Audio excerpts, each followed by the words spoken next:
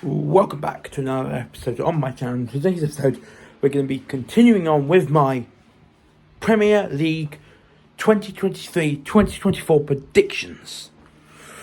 Last week was game week 7 of the Premier League. This week is game week 8 of the Premier League. I am filming this like I said, with these Premier League predictions videos, I usually film them on Wednesday evening after the Champions League games, and then release it on Thursday. But this week, I watched the Champions League. Usually on a non-Champions League week, I film this predictions video on a Wednesday and release it on Thursday. But when it's on Champions League weeks, I film it on the Wednesday after all the Champions League games, Tuesday and Wednesday, and release it on Thursday. So on non-Champions League group stage weeks, and on Champions League group stage weeks, I always film it on Champions League group stage weeks. I film this predictions video Wednesday after all the Champions League games, Tuesday and Wednesday, and then film it Thursday. On a non-Champions League week, I film it early on mid-afternoon on Wednesday and release it on Thursday.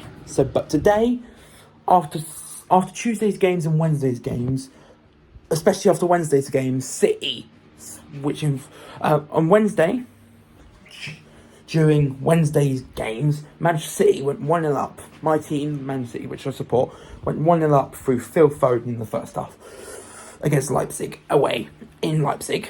Then, just after the restart, Leipzig scored an equaliser, and it was going into the last 10 minutes. We were level 1-1 with the RB Leipzig, but a goal in the last minute from Doku made the game,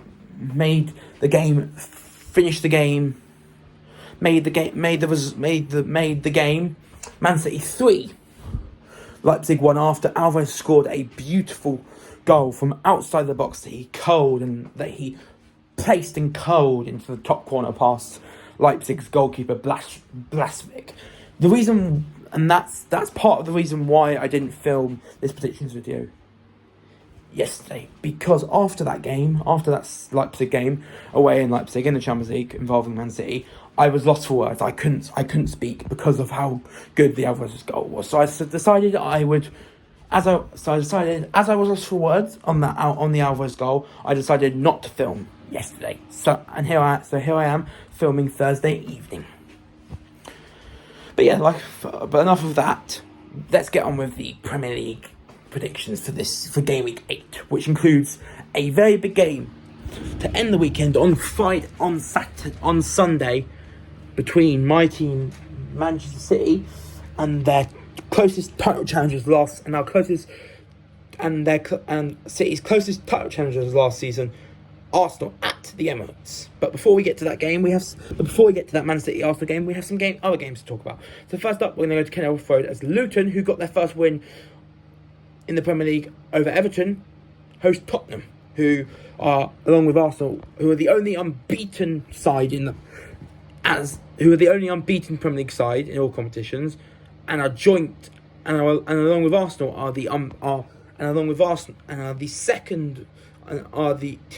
also unbeaten, and along with Arsenal the only unbeaten side in the Premier League. So Tottenham aren't the only unbeaten; they're the only unbeaten side alongside Arsenal in the Premier League, but they are the only unbeaten side. So Tottenham are not only along with Arsenal the only unbeaten side in the Premier League. They are the only unbeaten side in the Premier. They are the only unbeaten Premier League team, because Liverpool lost on the weekend to Tottenham and Arsenal lost in midweek. As Arsenal lost in midweek to so Arsenal obviously are unbeaten in the Premier League, but they're not unbeaten in all competitions, as they did lose to Lens. As Arsenal did lose to Lens and lost their first game this season Tottenham became the only Premier League side to be unbeaten. Like, unbeaten. Arsenal unbeaten in the Premier League, but not in all competitions. Yes, Tottenham aren't in the Champions League, but they are in the FA Cup. And yes, they got early in the Carabao Cup, but they haven't yet played in the FA Cup, but they will be in the FA Cup. So, as it stands, Tottenham are the only unbeaten Premier League team. Arsenal they're not the only unbeaten side in the Premier League in terms of Premier League, because Arsenal are also unbeaten in the Premier League in terms of Premier League. Are also an unbeaten side in the Premier League. Remember, being unbeaten in the Premier League is different from being unbeaten in all competitions. Tottenham, unbeaten in all competitions. No, sorry. Screw that. Screw what I said. Tottenham did lose to Fulham. I forgot. Tottenham did lose to Fulham in the Carabao Cup. Forget about that. Tottenham, along with Arsenal, are the only unbeaten side in the Premier League. And Luton, yes, they did well to get. Yes, I give them credit beating Everton, and they nearly got a draw against Burnley, but unfortunately conceded as soon as they scored the equaliser. But even though Luton did pick up that first win and are the home side, Tottenham will keep their unbeaten run in the Premier League going by winning 3-1. Son will score a brace. Next up, we go to the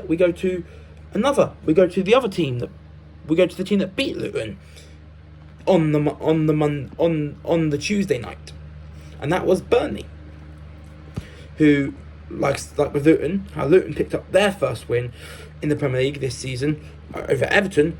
Burnley picked up their first win in the Premier League this season with that win over Luton. So both Luton and Burnley are finally off the mark in terms of 3 points in the Premier League. They have a pretty tough.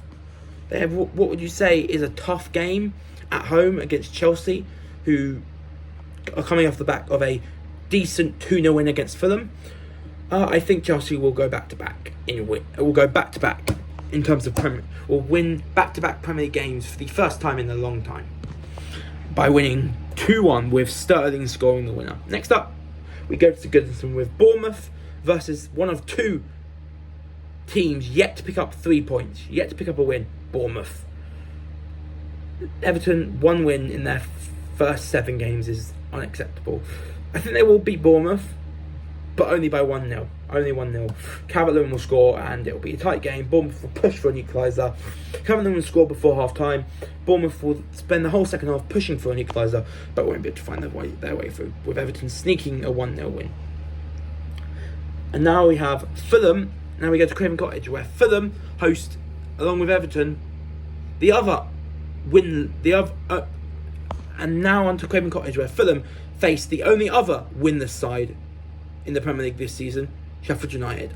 And unfortunately, Sheffield United, I think their winless start to the Premier League is going to continue with a 2-0 defeat to Fulham, with Carlos Vinicius getting a goal. And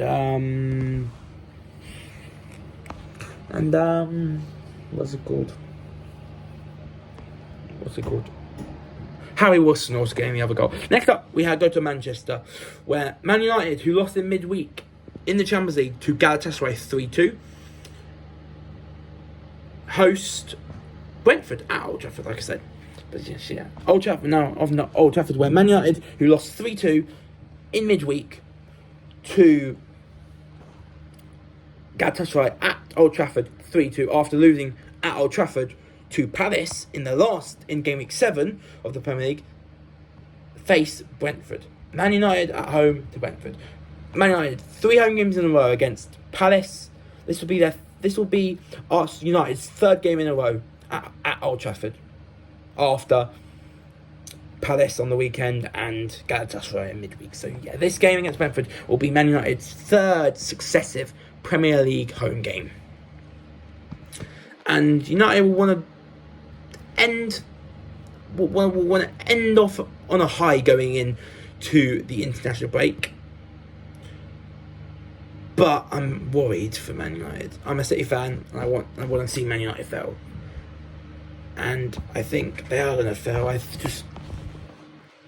Eric Ten Hag did so well last season with Man United that this season's just gone so wrong for him. So I'm going to say they lose their third successive home game in a row. Because I think Brentford will turn up at Old Trafford and win 2-1. Matthias Jensen getting a last-minute winner. Next up we have Palace, who picked up their third win of the season over Man United, who host Nottingham Forest, who have won just the 2 games. But they have drawn 2 as well, and they've lost 3. So Palace and Forest have similar. Palace and Forest have similar records. Palace played 7, won 3, lost 2, drawn 2. Forest played 7, won 2, lost 3, drawn 2. So Palace and Nottingham Forest have both got similar records, and they both face each other at Selhurst Park. And I'm in the back. I predicted in the game against Brentford that Nottingham Forest would draw 1-1. I'm going to go for the second successive week a 1-1 draw against Crystal Palace, with Forest going 1-0 up through Taiwo Awoniyi, but then a last-minute goal from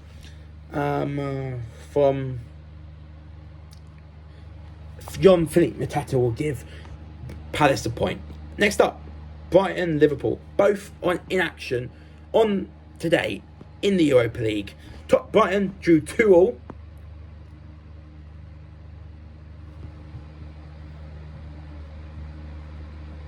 Brighton drew 2-2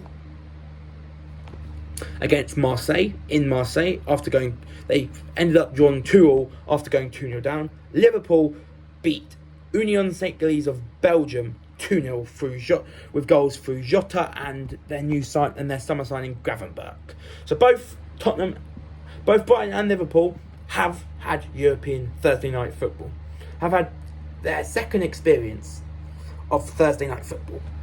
Well, Brighton's second experience of Thursday night football. Liverpool have played Thursday night football before.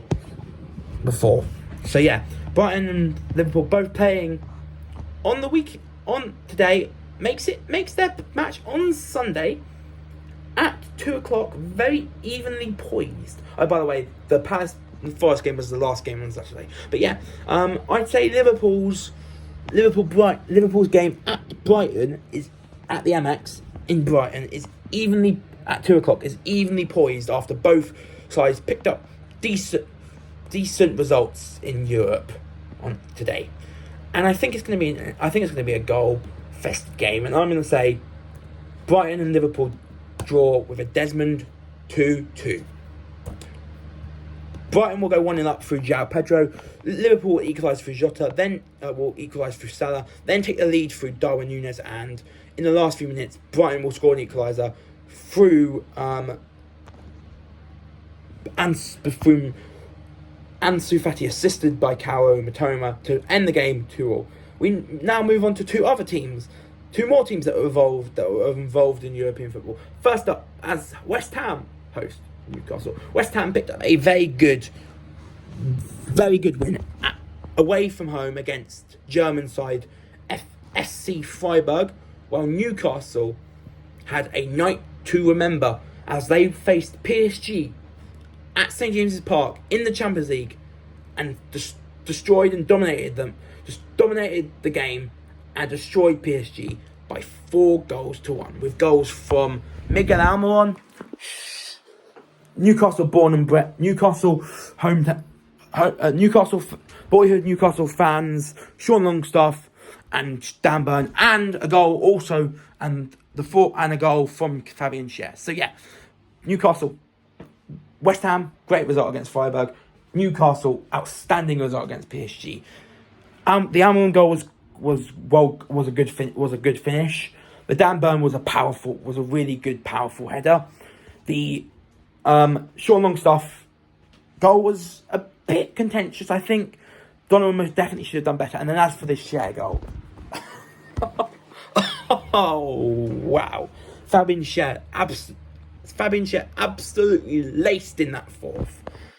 And this is going to be hard because, like I said, West Ham and Newcastle both picked up. So predicting West Ham and Newcastle is going to be hard because, like I said, both of them picked up very good results in Europe. Newcastle won in terms of Newcastle being better than the other, but still West Ham did beat a very good SC Freiburg team. So this is going to be an entertaining game. And I think West Ham have a chance against Newcastle, despite the fact Newcastle beat PSG 4-1, because it's at the London Stadium. I don't think they'll win. I think that West Ham will lose, but I think they will score 2 goals.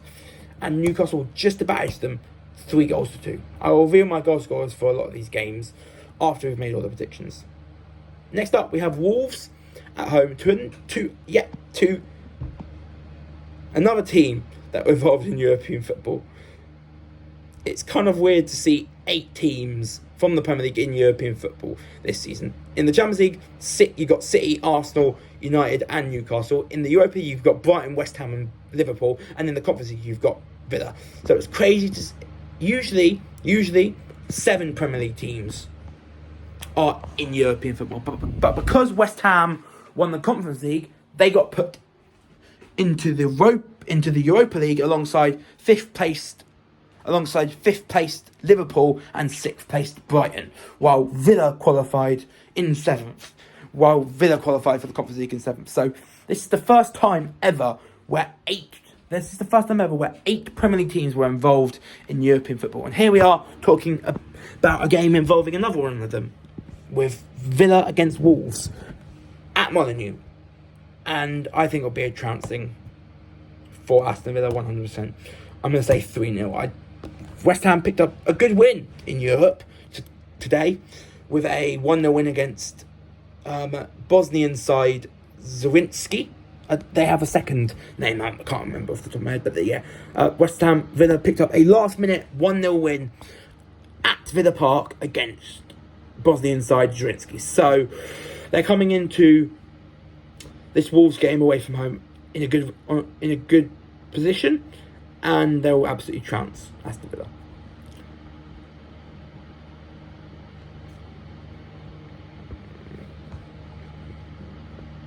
What can we say? What can we say about a game that always seems to deliver?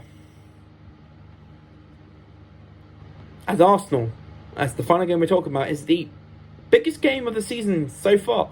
Even bigger than Arsenal-Tottenham. Even bigger than Liverpool-Tottenham. It's Arsenal at home to my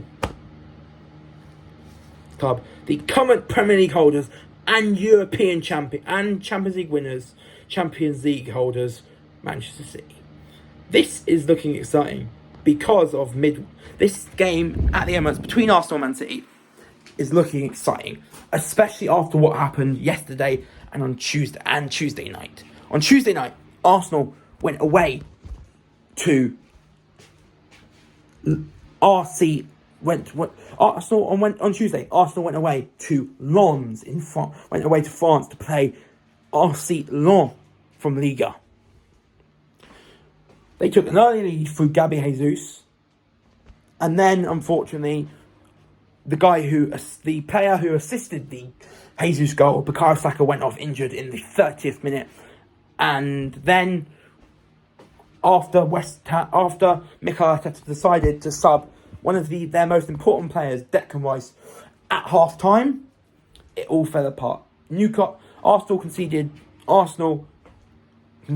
2 goals in the second half against Lens at Lens' stadium, which is which was hosting a Champions League game for the first time in a long time, and Arsenal lost 2-1. On the contrast, like I mentioned before, City on last night, went to Leipzig and won 3-1, going ahead through Foden, with Leipzig equalising through Luis Openda, who used to play for the team Arsenal played on Tuesday long. Then City went 2-1 up with that delicious Alvarez strike that I told you about, and then City wrapped the game up, winning and made it 3-1 through Jeremy Doku, assisted by Julian Alvarez. And I do believe European results sometimes have a big bearing on what happens in a game. If two teams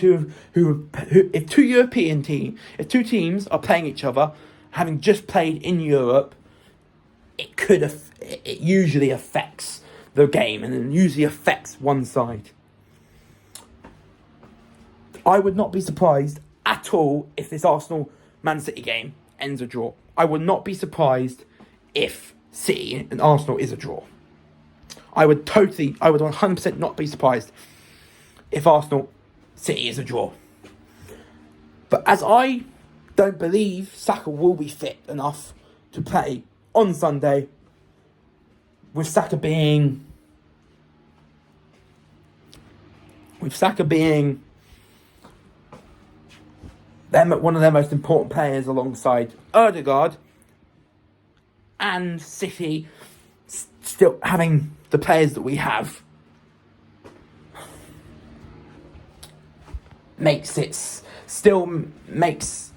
is just interesting. I feel like on Sunday, if Saka does not play, if Saka's not fit to play on Sunday, I think Arsenal will be affected. Will be affected by his absence, and as I think Saka won't be fit to play on Sunday, I do think Arsenal.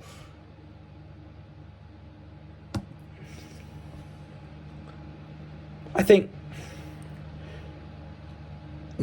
the thing of Arsenal is Saka is amazing, but he's played too many games at such a young age, way too many games at such a young age, and also their backups for Saka are just not good.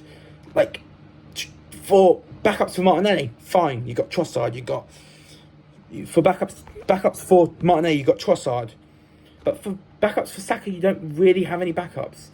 So if you lose Saka, you lose a big part of your team. If Arsenal lose Saka for Sunday's game, they lose a big part of their team. Yes, City are going to be without. Yes, we are going to be without one of our best. Yes, we're going to be without our most important player in Rodri, who's serving the final game of his 3-match suspension for that red card against Nottingham Forest. Who is a bigger? For me, you're really asking yourself, who would be a bigger miss? Rodri for Manchester City or Saka for Arsenal? And I think that will determine if Saka is actually injured, what will happen. If Saka's injured, I think City are better off than Arsenal, because I think even with Rodri is our most important player, but I think even without Rodri, we can still win. Like, Rodri didn't do much in midweek. We actually kind of did nothing in midweek against Leipzig yesterday, obviously, is when we played. He didn't do much yesterday against Leipzig. Not at all. But Saka, in that game against Lens, got the assist for Arsenal's goal. And after he went off, they lost their creative spark. They lost their creativity. So I think if Saka's out, Arsenal will find it hard to score. And City's defence can be found out, but it's just so strong that I don't see Arsenal getting past our back four. I don't see them getting anywhere near getting past our back four. I will give them a goal because, Arsenal will find ways to score. But I'm giving my Man City boys the win with the same result at the Emirates last year of 3-1. Let's go through each. So that's my predictions for Gameweek 8 of the Premier League, of the 2023-2024 Premier League season, including Arsenal Man City. We're going to go for each game, and we're going to go for each game and give you my. I'm going to go for each game and give you my scores for those games again, and for each game I will give you goal scores for all the goals. So first up, Luton Tottenham 3-1 Tottenham. Goals for Tottenham from Son and Richarlison, from Son with 2 and Richarlison, and then for Luton, Carlton Morris. Burnley Chelsea, goals 2-1 Chelsea. Goals for Chelsea from Raheem Sterling and Mykhailo Mudryk, and the goal for Burnley will be from Sander Berge. Everton, Bournemouth, 1-0 Everton, with the goal coming from Calvert-Lewin. Fulham, Sheffield United, 2-0 Fulham, with the goals coming from Carlos Vinicius and Harry Wilson. United, Brentford, 2-1. Goals for Brentford coming from Brian Mbeumo and Matthias Jensen. And then for Man United, Marcus Rashford. Crystal Palace, Nottingham Forest, 1-1. The goal for Palace will be scored by Jean-Philippe Mateta, and the goal for Nottingham Forest will be scored by Callum Hudson-Odoi. Brighton, Liverpool, 2-2. Goals for Brighton from João Pedro and Ansu Fati, and then for Liverpool, goals from Darwin Núñez and Mohamed Salah. West Ham, Newcastle, 3-2 Newcastle. Goals for Newcastle from Kieran Trippier, who doesn't score many goals, but I think he will score this week. Dan Burn and Alexander Isaac. And then for West Ham, goals from Mohamed Kudus and Jared Bowen. Wolves, Villa, 3-0 Villa. Goals for Villa from Watkins, Tielemans and Bailey. Watkins, Tielemans, goals for Aston Villa in a 3-0 win against Wolves from Watkins, Diaby and Tielemans. And then finally, Arsenal City, 3-1 City. The goal for Arsenal will be scored by Martin Odegaard, and then for City, it will be a brace for Julian Alvarez, and Erling Haaland will end his scoreless run of 4 games to win the game to score and as he will score the 3rd. One more time through the scores and the goal scorers, and then I'm going to talk about something that happened today. Luton, Tottenham, 3-1 Tottenham. Goals for Tottenham from Son with 2 and Richarlison. Goal for Luton will be Carlton Morris. Chelsea, Burnley, 2-1 Chelsea. Goals for Chelsea from Sterling and Mudryk. The Burnley goal will be scored by Sander Berge. Everton, Bournemouth, 1-0. Everton scoring through Calvert-Lewin. Craven Cottage. Fulham, Sheffield United, 2-0. Fulham. Both goals for the goals for Fulham coming from Carlos Vinicius and Harry Wilson. Man United, Brentford, goals for Brentford from Mbeumo and Matthias Jensen, and the goal for Man United from Marcus Rashford. Palace, Forest, 1-1. The goal for Palace scored by Mateta, and the goal for Forest scored by Callum Hudson-Odoi. Brighton, Liverpool, 2-2. The goals from Brighton scored by Ansu Fati and João Pedro, and goals for Liverpool from Mohamed Salah and Darwin Núñez. West Ham, Newcastle, 3-2 Newcastle. Goals for Newcastle from Dan Burn, Kieran Trippier,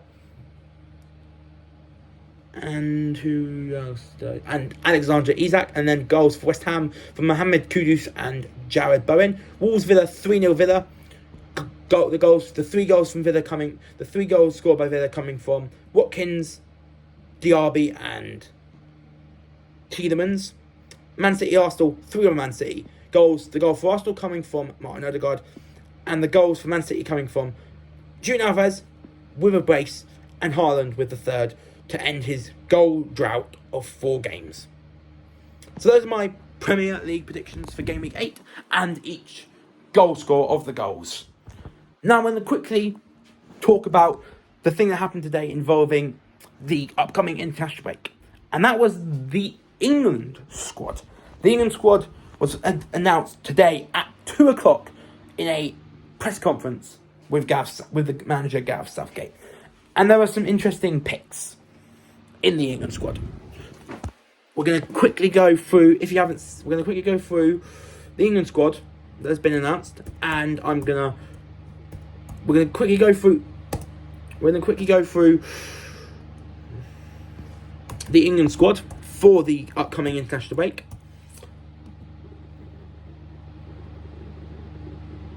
We're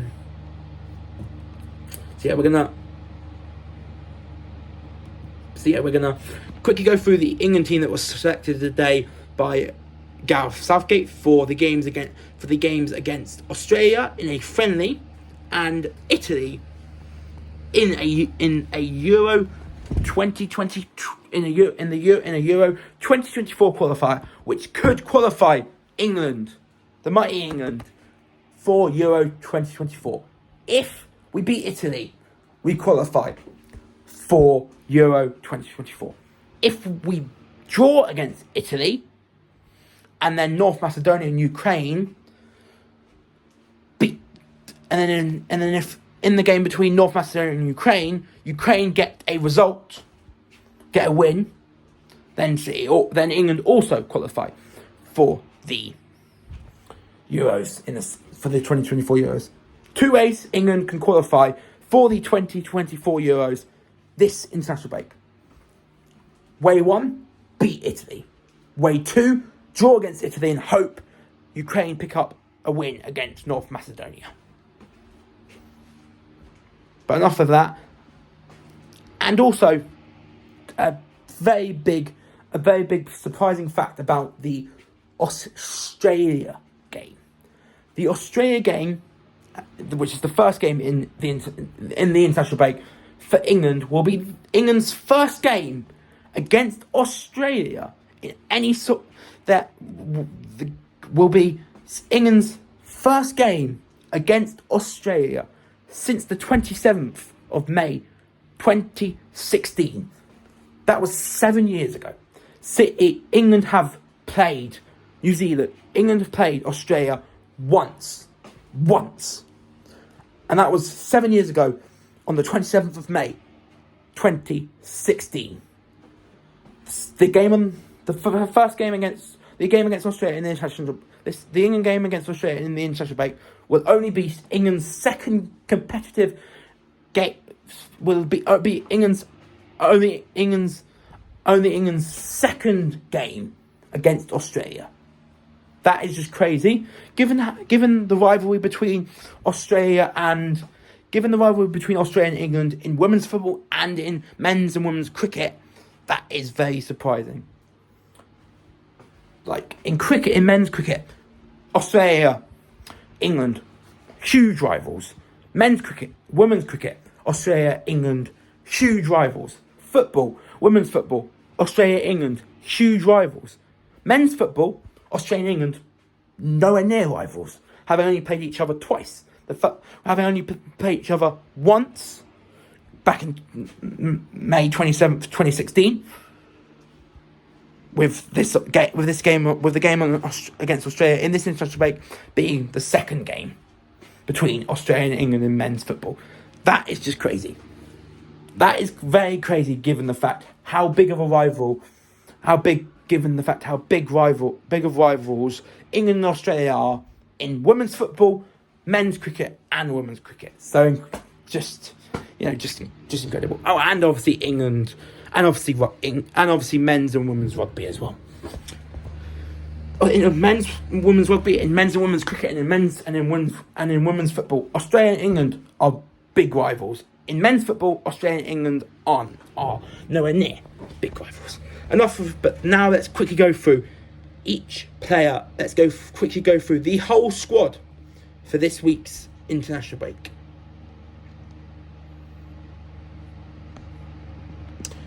Goalkeepers. We have Sam Johnston, Jordan of Crystal Palace, Jordan Pickford of Everton, and Aaron Ramsdale of Arsenal.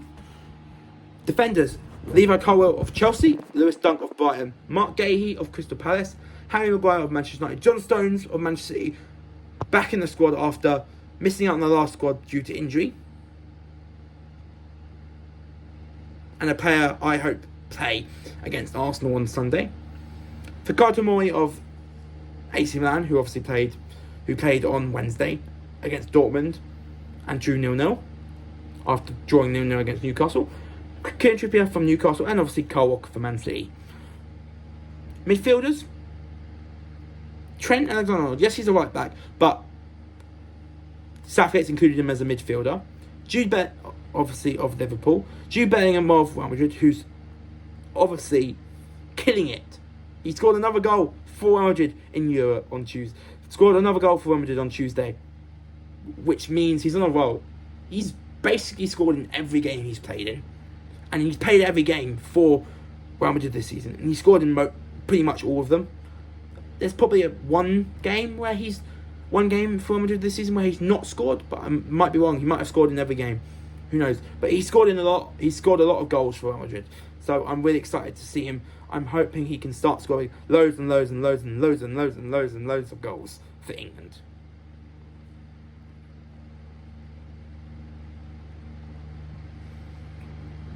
Scoring goals for Real Madrid will definitely help him score goals for England. Will definitely help him will definitely help him score goals for England. But continuing with the squad, Conor Gallagher of Chelsea, Jordan Henderson of Al Ettifaq, the only player in the squad who plays outside of Europe. Callum Phillips of Manchester City and Declan Rice of Arsenal. Forwards, Jarrod Bowen of West Ham is recalled to the England squad. Phil Foden of Manchester City, Jack Grealish of Manchester City, Harry Kane of Bayern Munich, James Maddison of Tottenham, who is a midfielder, being a cam, but is included in the squad as a forward.